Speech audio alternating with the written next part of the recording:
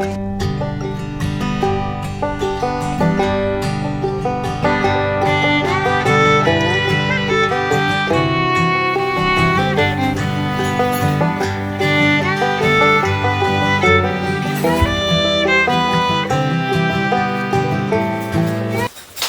các bạn, hôm nay mình tráng hồ và lót gạch nền để xe ở quận Bình Tân.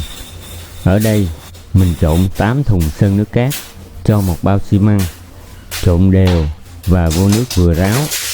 Và sau đây là quá trình mình tráng nền lót gạch.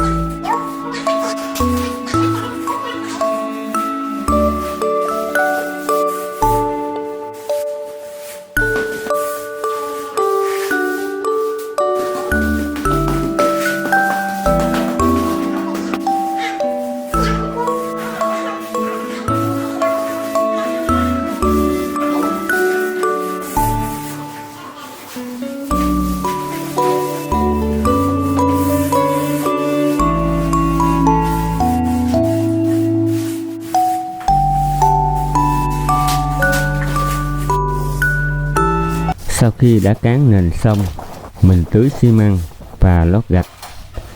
Mình lót gạch từ bậc tam cấp lùa ra.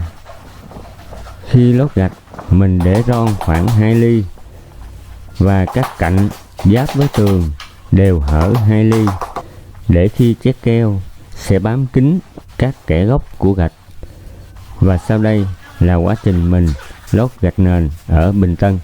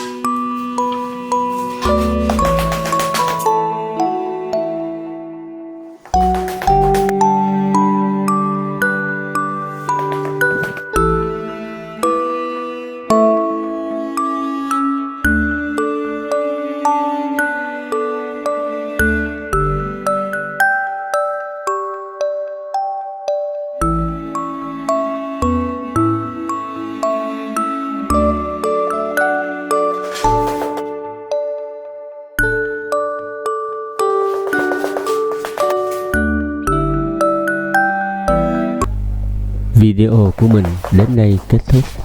Hẹn gặp lại các bạn trong những video sau.